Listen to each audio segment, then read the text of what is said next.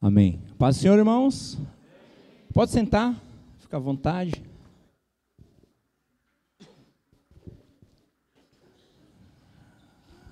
Amém.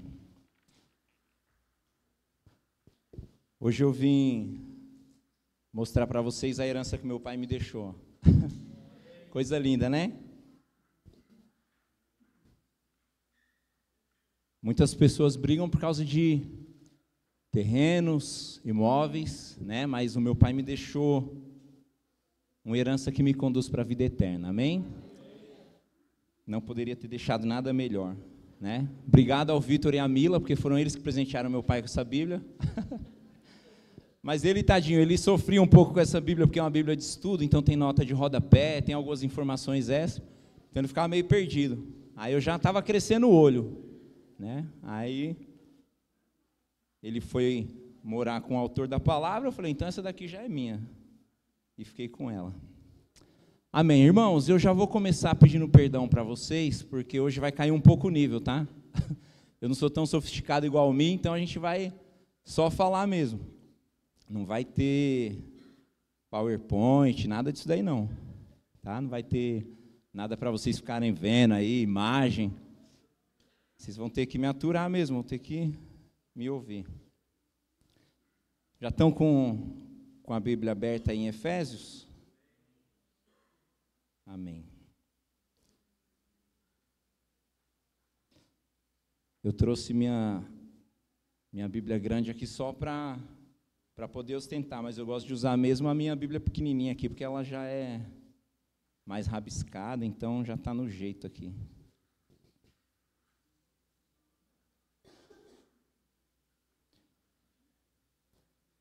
Deixa eu só achar aqui. Amém. Vamos ler no capítulo 2, os versículos 8 e 9, amém?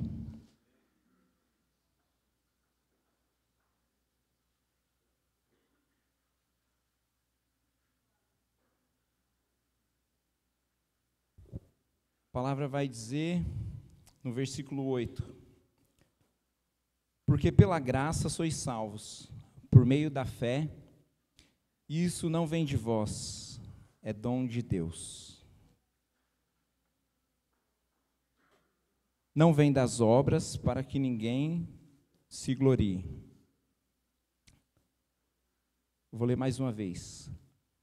Porque pela graça sois salvos por meio da fé, e isso não vem de vós, é dom de Deus. Não vem das obras, para que ninguém se glorie. Amém? Curva sua cabeça, vamos ter mais uma palavra de oração? O presbítero Marielso já abençoou a nossa vida, mas eu quero ter uma palavra de oração. Senhor, nós te louvamos por essa campanha, te louvamos por aquilo que nós já ouvimos, por aquilo que fomos ministrados, te louvamos pela palavra que o Senhor vai trazer hoje, e que seja assim, Deus, que a tua bênção esteja sobre todos nós durante toda essa campanha. E o nosso pedido, Deus, é para que o Senhor ilumine nossas mentes, a fim de que nós entendamos, Pai, não aquilo que nós queremos, mas aquilo que o Senhor procurou e buscou dizer para nós no teu texto, Pai, na tua palavra sagrada. Que o Senhor nos ilumine a entender ela, assim como ela é, para a glória do teu nome. Amém. Bom, irmãos, como a campanha tem, diferente da outra campanha que a gente faz, que normalmente é baseada em temas, essa campanha ela tem a ideia de estudo, né? Ela tem a ideia de fazer uma exposição bíblica. Então, hoje eu vou procurar não trazer uma mensagem nos padrões que vocês estão acostumados, né? Então, a gente já conhece mais ou menos a forma como cada um aqui costuma pregar, a forma como cada um costuma estruturar os seus sermões, mas a ideia aqui hoje é que a gente faça uma exposição bíblica. Então, a gente não vai ficar muito preso a analogias, comparações, trazer a mensagem para os nossos dias, e a ideia é mais focada em fazer com que você compreenda aquilo que o texto está querendo dizer, certo? Então, para isso a gente vai falar um pouquinho mais sobre o contexto histórico e religioso da cidade de Éfeso, né? Porque através desse contexto histórico e religioso, você vai ter um pouco mais de facilidade de entender o que o apóstolo Paulo quis dizer, no caso hoje, com o 2º capítulo da carta de Efésios. Então vamos lá. Em primeiro lugar, trata-se de uma epístola, né? Uma carta. Então, ela tem uma estrutura um pouco diferente dos outros livros, né?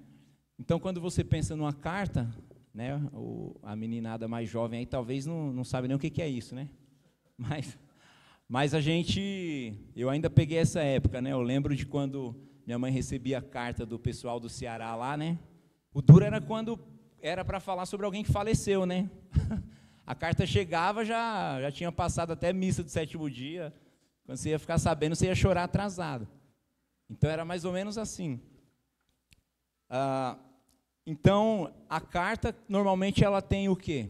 Ela tem o remetente e o destinatário, certo? Então, a carta, a gente precisa entender, em primeiro lugar, que essa epístola, a princípio, ela não foi escrita para a gente. Ela tem um remetente e tem um destinatário, né? Como vocês já viram aí, o remetente dessa carta é o apóstolo Paulo, porque é ele que escreve essa carta.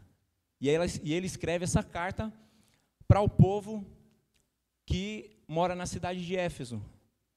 E uma coisa interessante da gente entender é que essa carta é endereçada para pessoas cristãs, certo? Então, a gente já começa a entender, então, que Paulo não está falando para pessoas desviadas, Paulo não está falando para pessoas que não conhecem a Cristo, mas ele está mandando essa carta para pessoas que são cristãs, pessoas que já são convertidas. Se você pegar o primeiro capítulo aqui, na saudação, Paulo vai dizer assim, Paulo, apóstolo de Jesus Cristo, pela vontade de Deus, aos santos que estão em Éfeso e fiéis em Cristo Jesus, certo? Então, a gente já entende que isso daqui é uma carta para crentes, para pessoas que creem em Jesus. É lógico que a gente lendo a carta, a gente vai trazer muita coisa importante para a nossa vida. Mas é importante você entender quem está escrevendo, para quem está escrevendo, qual é o público-alvo do apóstolo Paulo, para a gente conseguir compreender algumas coisas melhor. E aí depois, secundariamente, a gente pode tirar muitas lições interessantes para a nossa vida. Então, Paulo escreve para os crentes que moram em Éfeso, e tem algumas falas do apóstolo Paulo dentro desse 2º capítulo de Éfeso, que, em especial, não só para os judeus, mas tem algumas falas nesse capítulo que é especialmente para os gentios, porque lembrando que a igreja de Éfeso, ela era formada por judeus convertidos e também por gentios, pessoas que não eram de Israel, mas que também se converteram e entregaram sua vida a Jesus. Então, esse é o público-alvo do apóstolo Paulo. Agora, falando sobre a cidade de Éfeso, a cidade de Éfeso, ela estava localizada na costa do Mediterrâneo, ou seja, ela era localizada num lugar onde tinha porto, e onde tem porto a gente sabe que até hoje não mudou. Onde você encontra uma cidade onde tem um porto, ali existe muita prostituição, existe muita imoralidade, existe muitas pessoas de lugares diferentes. E na cidade de Éfeso não era diferente. Era uma cidade portuária e era também uma cidade que era uma grande rota de comércio. Então ali você encontrava pessoas do mundo todo. Por isso era uma cidade tão importante. Eu vou questionar vocês aqui, fazer algumas questões, vamos ver se vocês aprenderam alguma coisa, né? Já teve o pastor, já teve o presbítero Mi que pregou também. Mas aí o pastor e os presbíteros não podem abrir a boca, hein? Vocês ficam quietinhos aí, deixa o pessoal responder. Então, a gente está falando de um lugar onde era uma rota de comércio importante. Então, tinha muitas pessoas. Então, a gente lembra que a cidade de Éfeso tinha quantos habitantes, aproximadamente? Ninguém lembra? O Mi falou ontem, hein? Não pode, Mi, fica quieto aí. 250, só 250? Ah, 250 mil, certo. Se você for procurar, você vai ver que algumas fontes vão... vai ter fontes que vão dizer que chegava até aproximadamente 500 mil de pessoas, tá? Então, entre 250 mil até os mais exagerados aí, 500 mil de pessoas. Então, vamos ficar com 300 mil pessoas, que aí a gente não desagrada ninguém, beleza? Então, vamos entender que essa cidade tinha por volta de 250 mil a 300 mil habitantes. Então, eram muitas pessoas. E o que era natural que acontecesse numa cidade como essa? Como era uma cidade onde havia muitas pessoas de vários lugares do mundo, existia uma mistura muito grande. Porque eram pessoas que vinham de lugares diferentes, com costumes diferentes.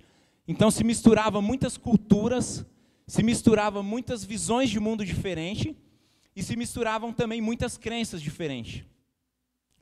E muitas daquelas pessoas passavam por ali, alguns se familiarizavam, gostavam da cidade, ficavam por ali mesmo.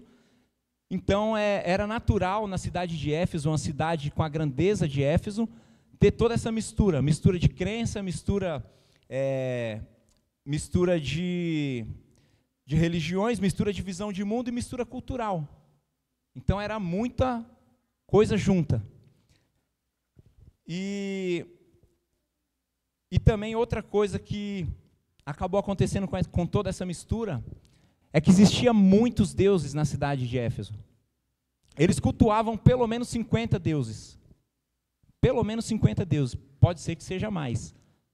Mas tinha pelo menos 50 deuses que eram cultuados ali. E então, cada pessoa cultuava a quantidade de deuses que quisesse. E se você quisesse cultuar 1, 2, 3 ou 50, você cultuava. Mas a gente sabe que tem uma deusa lá que era a queridinha do povo de Éfeso. Os irmãos lembram quem que é? Diana. Ou? Isso, Ártemis ou Diana. Diana para os romanos e Ártemis para o restante do povo de Éfeso. Então, eles tinham esses 50 deuses, pelo menos, que eles adoravam, e também a deusa Diana, que era a que tinha mais destaque no meio do povo de Éfeso.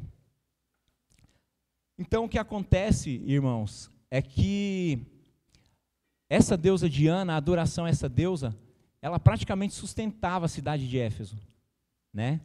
Então, pessoas do mundo inteiro se deslocavam das suas cidades para ir até Éfeso, naquele grande templo que o Mi mostrou aqui, né?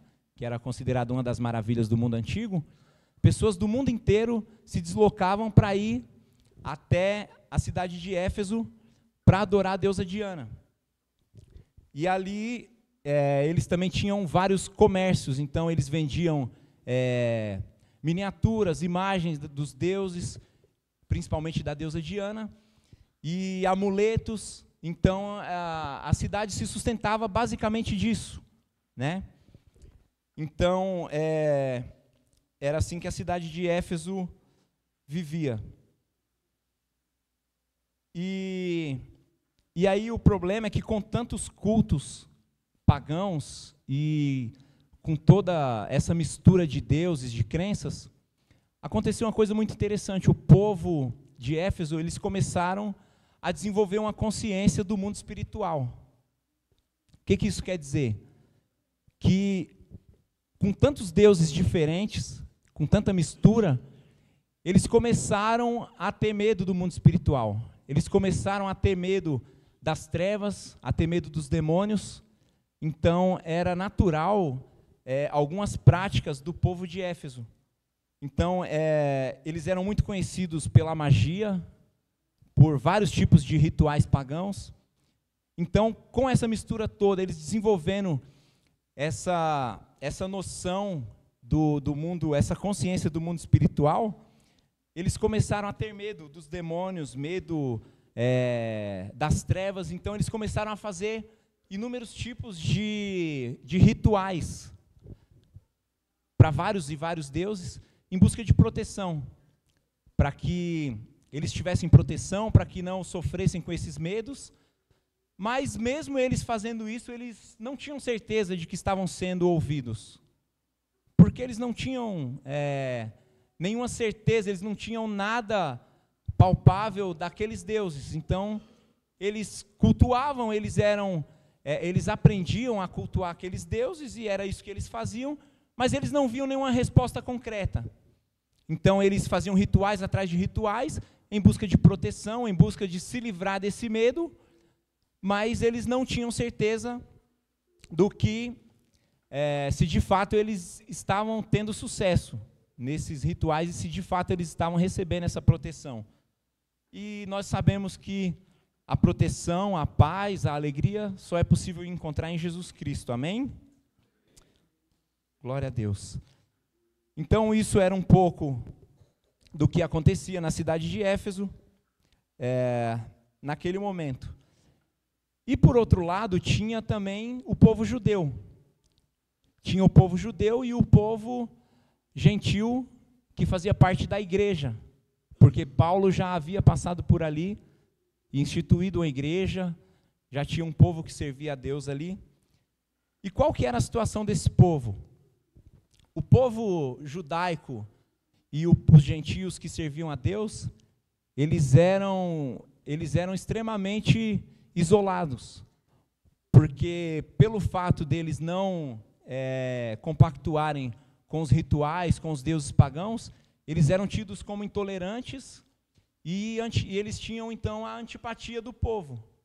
Então imagina uma cidade de 250 mil, 300 mil habitantes, uma pequena parcela ali que não compactua daqueles deuses, são simplesmente odiados e eram tidos como odiosos por aquele povo. E isso daí lembra muito os nossos dias, né? A gente fala muito hoje sobre intolerância religiosa, mas eu acho engraçado que se você fizer uma piada com qualquer tipo de religião, você pode sair daqui algemado, né? Mas se você virar a esquina ali, você vai ver gente debochando de Jesus, debochando da nossa fé, debochando daquilo que a gente acredita, e está tudo certo. Então, assim, Jesus, ele sempre deixou claro, né, que por causa do nome dele, nós seríamos injuriados, nós sofreríamos perseguições. Então está tudo dentro do conforme. Mas isso também acontecia nessa Éfeso antiga. Aqueles que serviam a Deus eram extremamente deixados de lado. Eles tinham a antipatia do povo de Éfeso. Então, irmãos, Paulo ele esteve em Éfeso. Acho que o Mi citou aqui também, né? Que Paulo esteve por 2 oportunidades na cidade de Éfeso. E em uma das oportunidades ele esteve lá por 3 anos.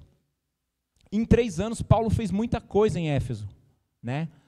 Em uma das suas viagens missionárias, é interessante quando você vai estudar as viagens missionárias de Paulo, porque você vê o quanto aquele homem amava a obra de Deus e o quanto ele sofreu, né? Em uma das suas viagens, você vai ver que quando ele chega na cidade de Listra, ele toma uma surra tão grande que ele é deixado como morto na porta da cidade, né? E aí o pessoal espera todo mundo ir embora para poder puxar ele lá, para ver se está vivo. E aí continua. Mas ele, em momento nenhum, pensou em desistir. Então isso também é uma lição que fica para a gente, né? O quanto a gente tem se importado com a obra de Deus. O quanto a gente tem se preocupado e se fortalecido para aguentar as pauladas que nós estamos prestes a levar por causa do nome de Cristo, né? E isso por causa de pessoas que ele não conhece, por causa de pessoas que ele não sabia quem era, mas ele estava disposto a gastar a vida dele servindo a Deus. Então isso também fica de lição para a gente. E Paulo, quando esteve lá em Éfeso por 3 anos, ele, cheio do Espírito Santo, ele faz um rebuliço muito grande na cidade. E ele ganha muitas almas para Jesus. A gente vai ver, no livro de Atos, vai revelar muitos e muitos feitos de Paulo ali na cidade de Éfeso. Ele ganha pessoas importantes para Jesus. E aí, o que acontece? Qual que é o contexto religioso de Éfeso, então, quando Paulo pisa lá? Ele simplesmente quebra a cidade no meio. Porque pessoas começaram a se converter. Então, depois que Paulo passa pela cidade, ou durante a estadia de Paulo na cidade, as pessoas começam a abandonar a magia, as vendas de livros de magia despencam, os amuletos, as imagens pagãs que aquele povo consumia em excesso, começa a parar de vender, porque o apóstolo Paulo falou de um Jesus que é real, e as pessoas viram que Jesus era algo concreto, e muitas pessoas foram tendo encontro com Jesus, e esses que iam tendo encontro com Jesus iam propagando também a palavra de Jesus, e por conta disso, a cidade começa a quebrar. E se você quer ver as pessoas, o governo ficar bravo, é você começar a mexer no dinheiro, né? Se a cidade começa a quebrar, o bicho começa a pegar, e aí Paulo começa a ser perseguido. Então, as pessoas começam a queimar em praça pública os livros de magia, não consomem mais aquele tipo de material, as imagens não são mais compradas, e também o turismo começa a cair, porque as pessoas que vinham de toda parte do mundo para cultuar a deusa Diana não aparecem mais. Então, agora, mais do que nunca, os cristãos são odiados em Éfeso. E quando Paulo passa por lá, muitas pessoas se convertem, inclusive os gentios. Então, os gentios que se convertem, eles começam a mudar a sua mentalidade, eles começam a entender que agora eles têm um Deus que é real, e eles não precisam mais temer. Eles não precisam mais ter medo de demônios, eles não precisam mais ter medo das trevas, eles não precisam mais ter medo daquilo que até então era desconhecido, porque agora eles, de fato, caminham com um Deus que é real.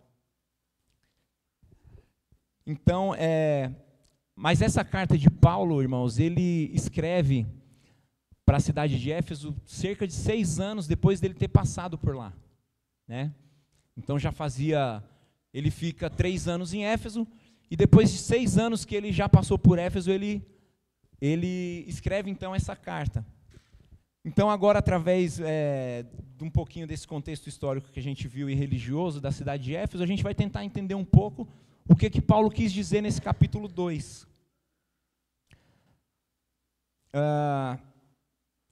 Quando Paulo escreve para esse povo de Éfeso, ele tem algumas coisas em mente.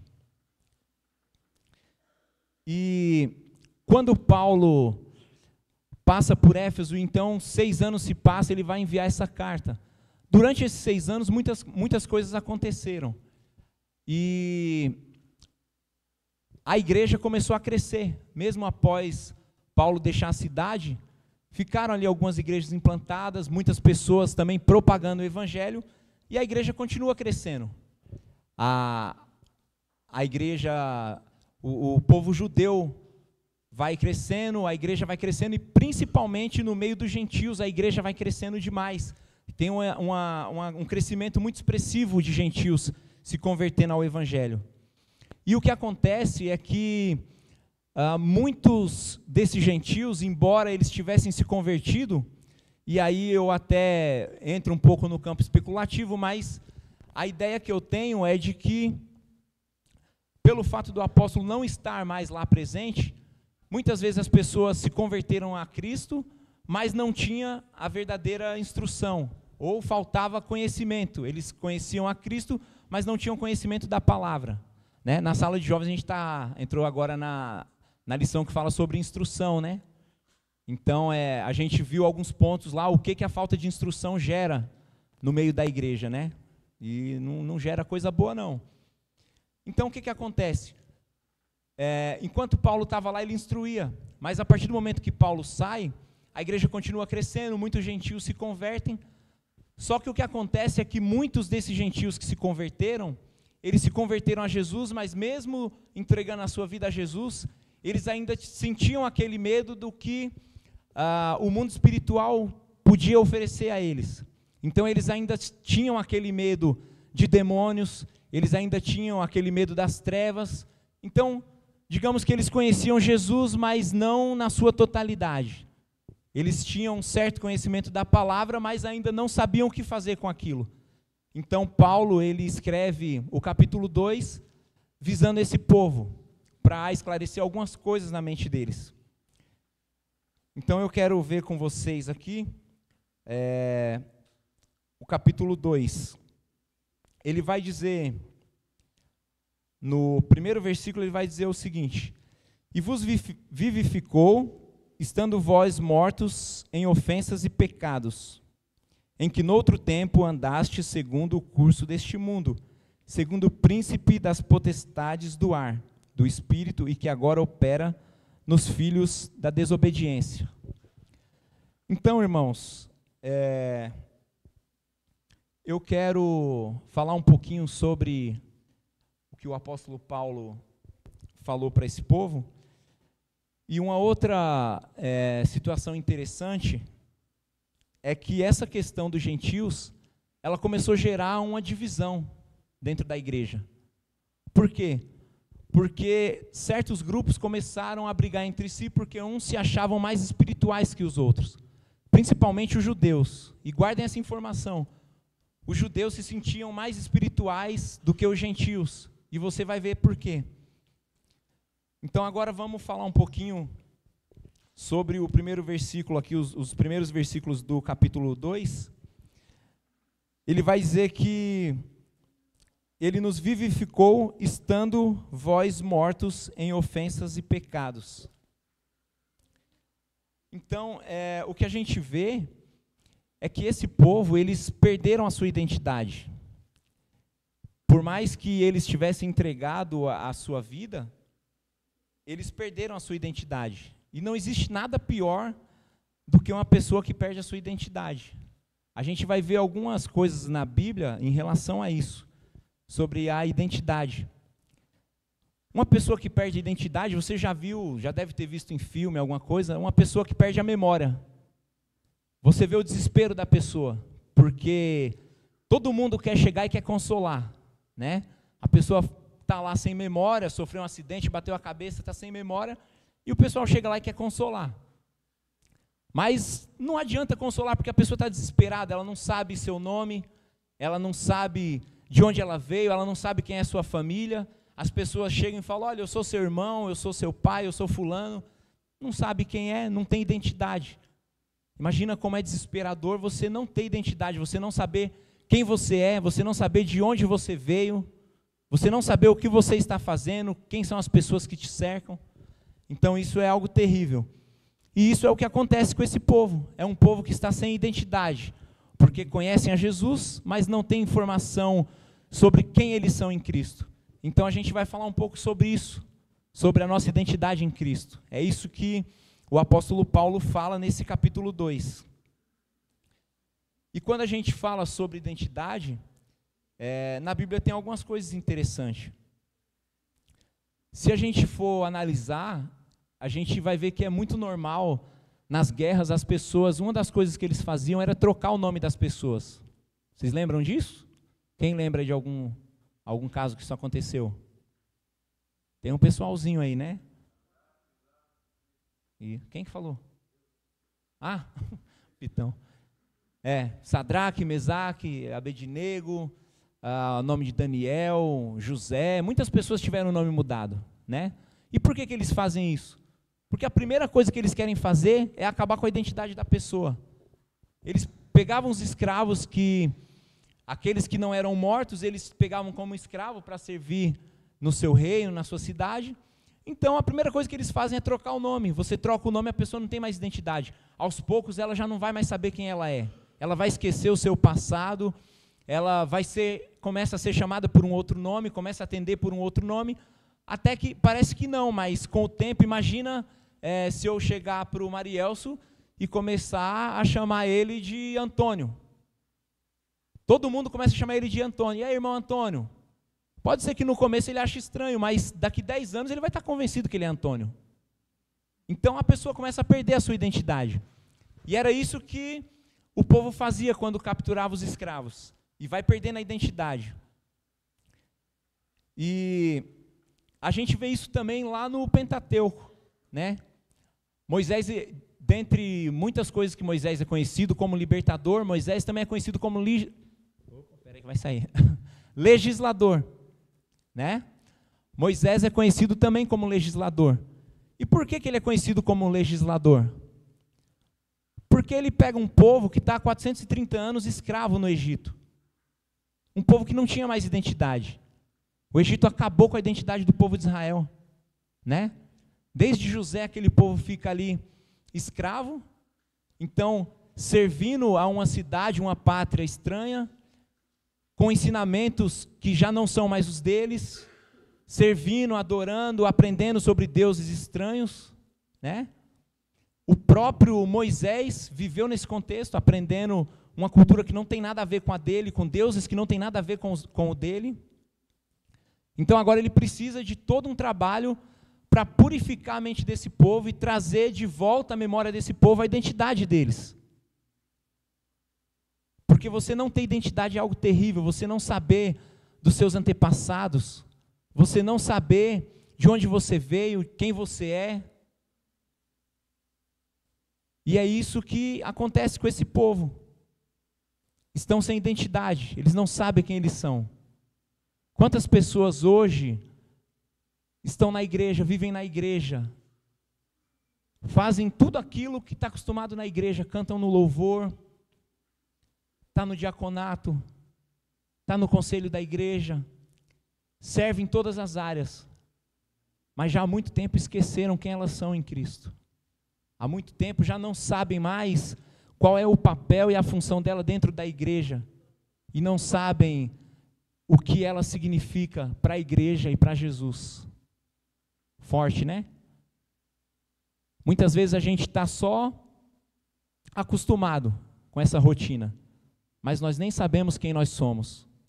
Tem tanta gente que se diz cristão, mas quando as pessoas perguntam quem Jesus é para você, a pessoa engasga, não sabe responder, porque não sabe a identidade dela, não conhece a sua própria identidade, não sabe quem ela é em Jesus.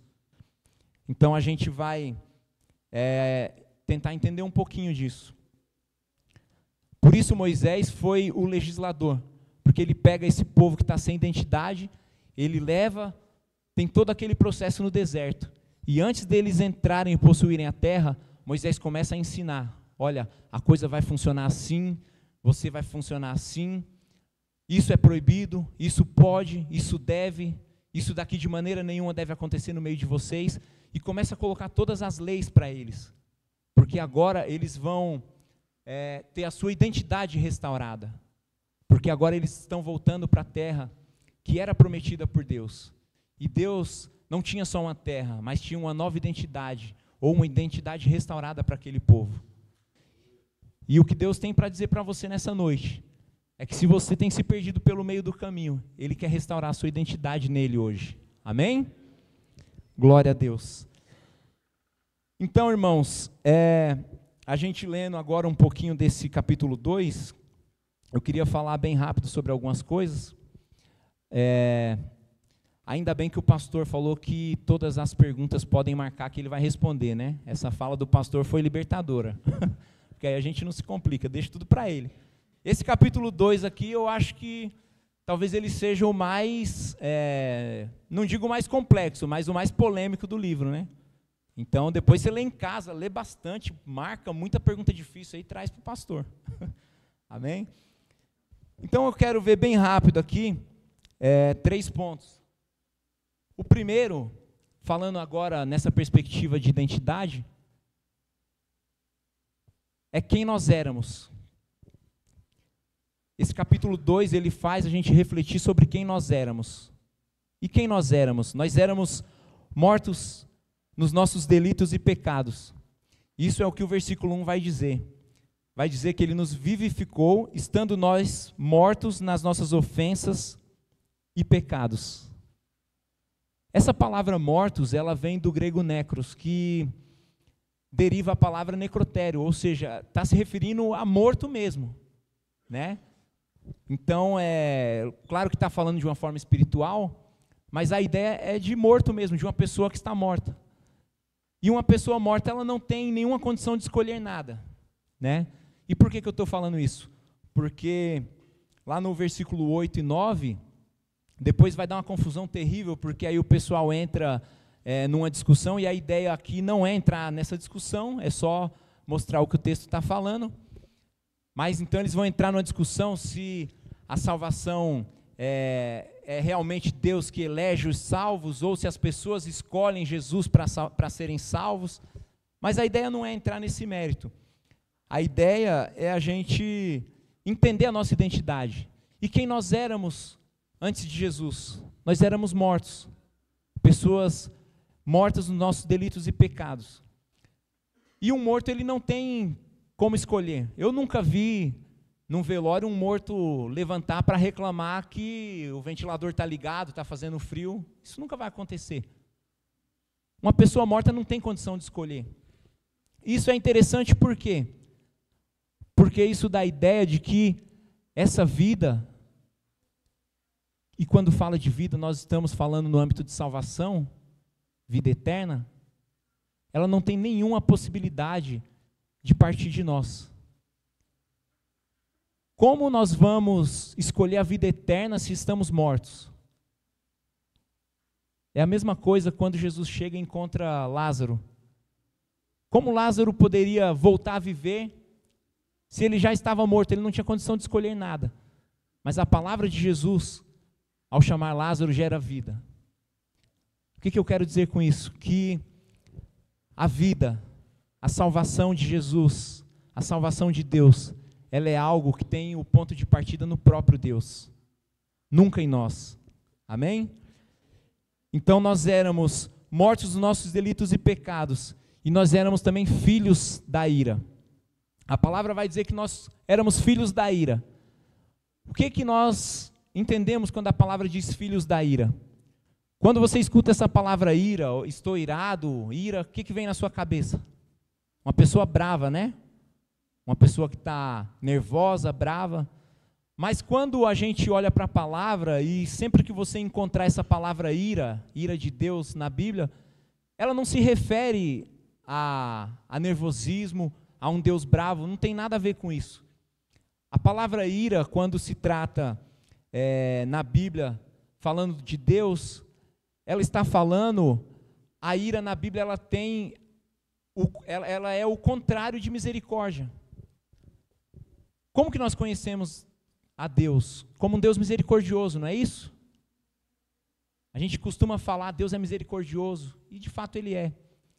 Mas quando a gente para imaginar a ira de Deus, não é porque Deus está bravo, não é porque Deus está querendo castigar.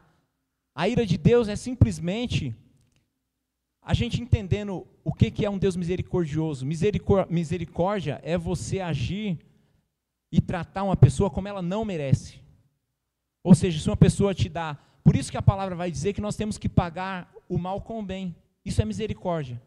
E é assim que Deus nos trata o tempo todo. A gente traz Jesus o tempo todo, irmãos. Por mais que a gente fique fazendo juras de amor aqui, e de fato nós o amamos, mas a gente traz Jesus o tempo todo. Todos os dias a gente peca, todos os dias a gente fere o Espírito de Deus. Mas Ele nos trata com misericórdia. E tratar com misericórdia é exatamente isso. Tratar você da maneira que você não merece. Você e eu merecemos o inferno, mas Deus nos dá vida, e vida em abundância, e vida eterna. Isso é misericórdia. E o que é a ira de Deus? A ira de Deus não é raiva, não é nervosismo, não é castigo, mas é o simples fato de Deus deixar a sua misericórdia e agora te dar aquilo que você merece. Ou seja, a ira de Deus não é um castigo que Deus coloca sobre nós, mas é a justiça de Deus sendo implantada em nós por causa do nosso próprio pecado. Você nunca vai ver a ira de Deus pelo fato dele querer castigar alguém. A ira de Deus é só a consequência do nosso pecado. Deus nos trata com misericórdia. Nós merecemos o inferno, Ele nos dá o céu. Quando a ira de Deus chega até nós, é porque o nosso pecado já chegou num limite, onde Deus para de tratar a gente como a gente não merece e começa a tratar a gente como a gente realmente merece. Isso é a ira de Deus. Se até hoje você pensava que a ira de Deus tinha a ver com raiva, com castigo, não é isso. A ira de Deus é Deus exercendo justiça sobre os pecadores que merecem. Amém? Então, essa era a nossa condição. Mortos no delito e pecado, e filhos da ira. E agora eu quero dizer, e agora eu quero ver com vocês, quem nós somos. Nós éramos filhos da ira. Quem nós somos agora? Agora nós somos salvos pela graça de Deus. Isso é maravilhoso. Olha que transformação, olha que viagem, olha que bênção. De mortos, nós passamos a salvos pela graça de Deus. Está lá no versículo 8. Pela graça sois salvos por meio da fé, e isso não vem de vós, é dom de Deus. Esse é um dos meus versículos favoritos na Bíblia, porque ele fala que nós somos salvos pela graça. Graça a gente já aprendeu desde pequeno, é um favor imerecido. É algo que nós não merecemos, mas Deus nos dá. Nós somos salvos pela graça por meio da fé. A fé é um instrumento pelo qual nós recebemos essa graça. E isso não vem de vós, é dom de Deus. Ou seja, a gente não tem mérito nenhum na salvação. Tanto é que algumas traduções vai dizer que nós não devemos ter nenhum tipo de orgulho pela salvação. Por quê? Porque não é nossa. Não tem nada a ver com a gente, foi Jesus Cristo que nos salvou. Ele que nos elegeu, Ele que nos escolheu antes da fundação do mundo para a salvação em Cristo Jesus. Então nós não temos nenhum mérito na salvação. E eu achei tão lindo, numa ministração do Hernandes Dias Lopes, ele fala sobre esse versículo, e ele vai fazer uma relação entre a graça e a fé. A graça, o favor imerecido, a fé, o instrumento pelo qual nós somos salvos. E ele fala assim, olha, a graça é a salvação que nós recebemos.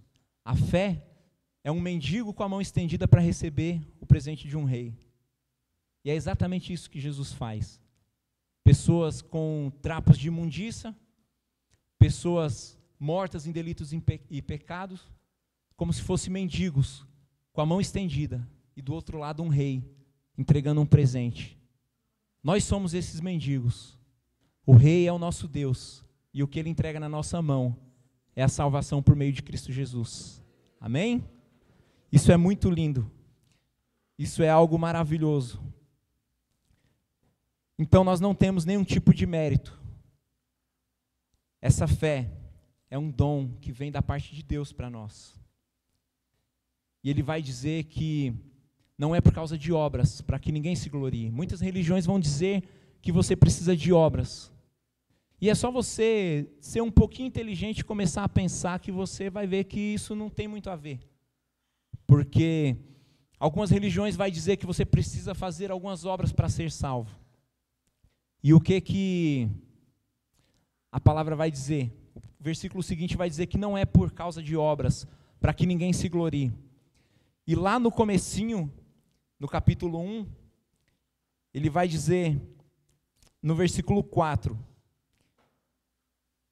ele vai dizer, como também nos elegeu nele, antes da fundação do mundo, para que fôssemos santos e irrepreensíveis diante dele em amor. Agora, como que você pode receber a salvação por obras, se a salvação você já foi eleito para a salvação antes da fundação do mundo? Eu só posso ganhar alguma coisa por obras se for algo futuro. Você não será salvo, você já foi salvo. E é tão lindo quando você começa a linkar uma coisa com a outra, porque quando Jesus está prestes a suspirar ali e perder a sua vida, a entregar a sua vida, uma das frases que ele vai dizer é: está consumado. E muitas pessoas podem achar que ele estava falando daquilo que ele fez, de tudo aquilo que ele veio, viveu, sofreu, passou todo o ministério aqui e depois morreu. Quando Jesus fala está consumado, ele está falando de algo que começou na eternidade. A Bíblia fala que o Cordeiro de Deus já foi morto na eternidade. Como o pastor falou ontem aqui, a salvação não é um plano B. Deus não foi pego de surpresa quando o homem cai no pecado no jardim. Jesus já tinha preparado a salvação. Jesus já tinha preparado o Cordeiro. Jesus já tinha entregado a sua vida por nós desde antes da fundação do mundo. Aquilo que ele estava fazendo era apenas a consumação daquilo que começou na eternidade. Amém? Irmãos, eu quero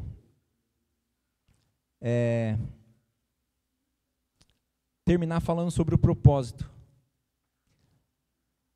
Nós éramos mortos em delitos e pecados, filhos da ira, passamos a pessoas salvos pela graça de Deus, e com um propósito de glorificar o nome do Senhor. É isso que vai dizer no versículo 6, que vai dizer que Jesus nos vivificou para que nos séculos vindouros a riqueza da graça dele fosse conhecida por todos. Então nós fomos das trevas para a luz, nós fomos salvos para glorificar o nome de Deus e para viver em unidade. Lembra daquela informação que eu pedi para vocês guardarem? Alguém lembra qual que é? Que estava existindo divisão entre o povo, né? Aquela divisão entre a igreja. Os judeus se sentiam mais importantes do que os gentios, porque os gentios ainda, apesar de conhecerem Jesus, tinham alguns certos medos. Lá na frente, um pouquinho mais para frente, a gente não vai ter tempo de ler, mas o apóstolo Paulo vai falar uma palavra direcionada especificamente para os gentios. Ele vai dizer assim: olha, vocês eram menosprezados pelos judeus, porque eles se valiam da circuncisão, e eles falavam que vocês não tinham a circuncisão. Mas o que o apóstolo Paulo vai deixar claro para aquele povo é que através da cruz de Cristo a inimizade é quebrada. E agora aqueles mandamentos não faz mais sentido, porque agora existe um novo mandamento. E o novo mandamento é aquele que Jesus ensinou. E Jesus Cristo quebrou a inimizade entre judeus e gentios. E tanto judeus quanto gentios agora fazem parte de um único povo. Não existe mais judeus, gentios, pagãos. Agora os pagãos estão de lado. Judeus e gentios é só um povo. É uma única igreja, é um povo que adora ao Senhor, um povo que foi salvo. E foi salvo pelo sacrifício, pelo sangue de Cristo. O apóstolo Paulo vai dizer que essa parede de inimizade foi quebrada através do sangue de Cristo. E isso me faz pensar algumas coisas, irmãos. Como nós somos inimigos de nossos próprios irmãos. A gente às vezes brinca, mas às vezes isso está no nosso coração. A gente se sente superior a uma certa classe de igreja, a uma certa classe de crentes. E, irmãos, está na hora da gente entender que todos nós somos filhos de Deus. Vamos parar de falar mal dos tradicionais, eles são filhos de Deus. Nós somos renovados, somos filhos de Deus. Os pentecostais são filhos de Deus. Sabe? Você já viu algum pai que ama mais um filho que o outro? Sempre tem essa ladainha, né? Em casa é meu irmão caçula. Meu irmão caçula é o mais atrapalhado de todos, dá prejuízo para todo mundo. Minha mãe sempre passando uns paninhos para ele lá. Mas a gente sabe que os pais amam os filhos de igual modo. Por mais que tenha afinidade a mais com um ou com o outro, mas o pai não quer perder nenhum dos seus filhos, ele ama todos de maneira igual. E a gente tem que parar com essas picuinhas dentro da igreja. Existe uma música do Oficina G3 que é muito interessante. O refrão dessa música, o nome dessa música é Depois da Guerra. E ele vai falar de uma guerra, não é de uma guerra contra Satanás, não é é uma letra que fala de uma guerra entre irmãos. É uma letra que eles fizeram baseado nas igrejas e nos líderes religiosos que ficam se degladiando, escandalizando o nome de Cristo.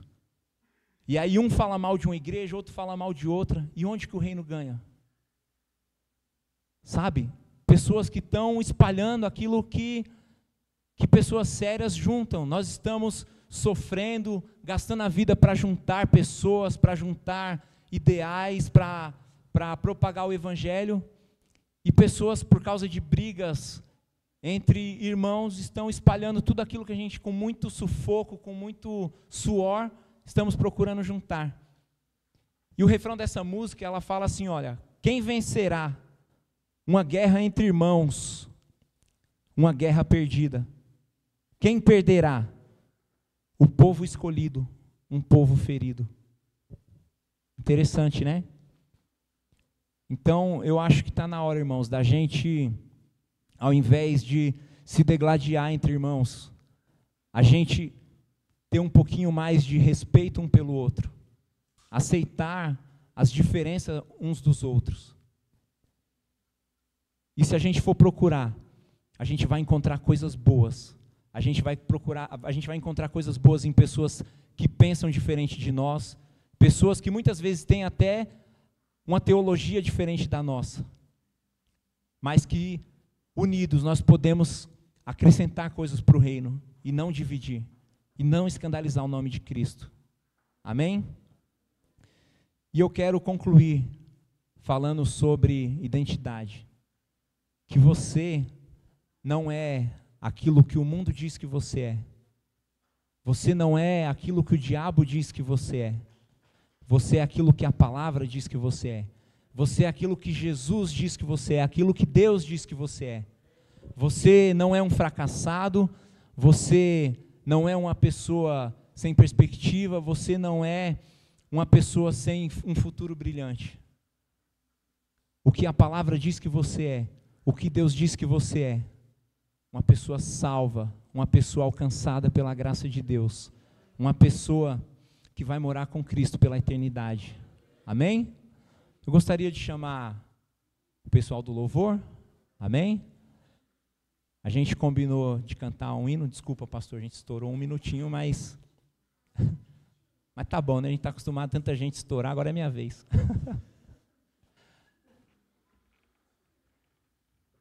Os irmãos vão ministrar um cântico aqui para vocês. Vamos ficar de pé, amém? Essa vida que nós temos é através da cruz de Cristo, amém? Então que Deus fale ao seu coração, em nome de Jesus.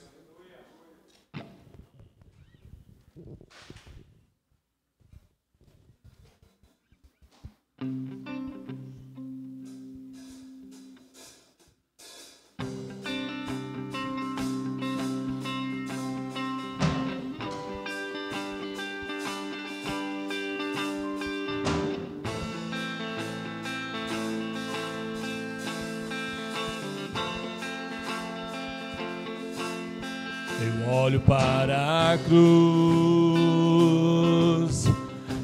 cruz eu vou, do seu sofrer participar,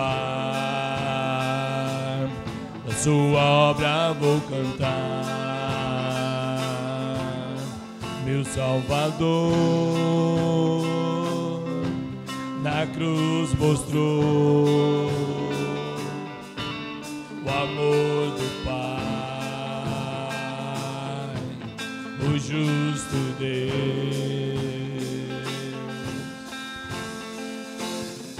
Pela cruz me chamou, gentilmente me atraiu e eu, sem palavras, me aproximo, quebrantado por seu amor. Pela cruz me chamou, gentilmente me atraiu e eu, sem palavras, me aproximo, quebrantado por seu amor.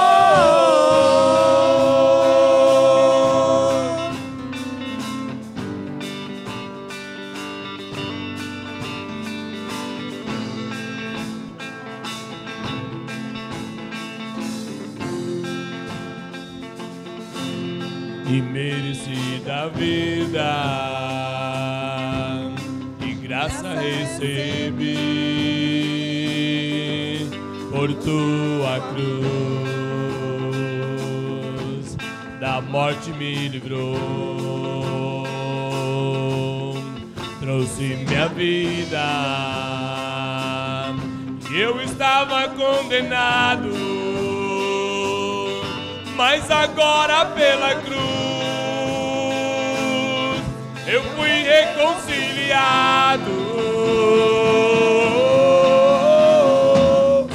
Pela cruz me chamou, gentilmente me atraiu e eu, sem palavras, me aproximo, quebrantado por seu amor.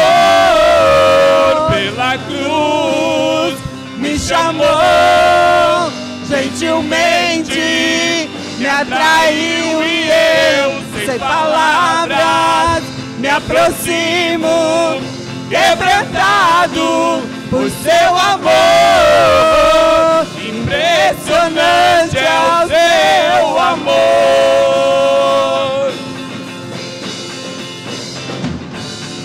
Me redimiu e me mostrou o quanto é fiel. Impressionante é o seu amor.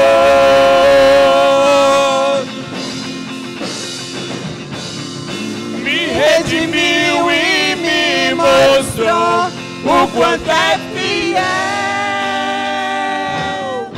Pela cruz me chamou, gentilmente me atraiu e eu, sem palavras, me aproximo, quebrantado por seu amor.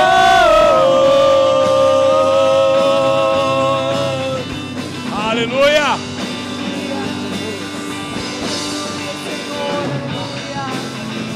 Glórias ao teu nome, Senhor.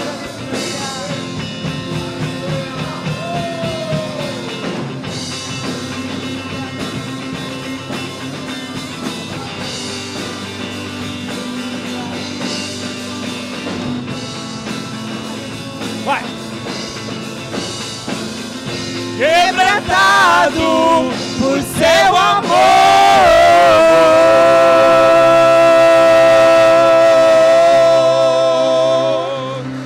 Aleluia! Glória a Deus.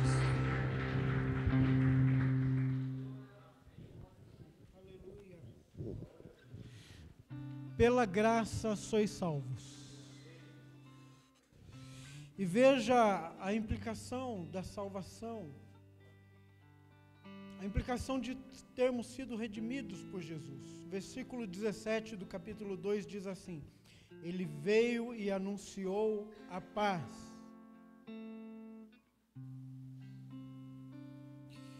Versículo 18: Pois por meio dele temos acesso ao Pai, por um só Espírito.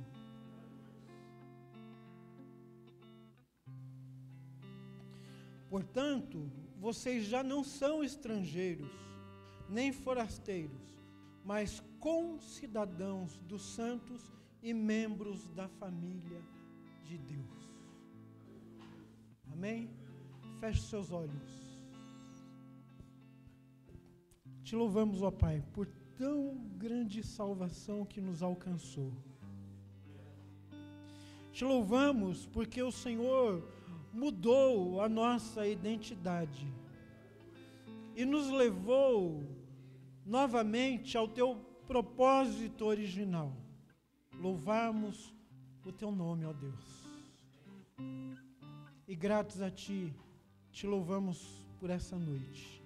Em nome de Jesus Cristo. Amém. Que o amor de Deus, nosso Pai, que a graça do nosso Senhor e Salvador Jesus Cristo e que a consolação do Santo Espírito de Deus esteja sobre todos os santos, e todos digam amém. Aleluias. Vá na paz do Senhor, meu irmão, e toma um chazinho de melissa ali, ó.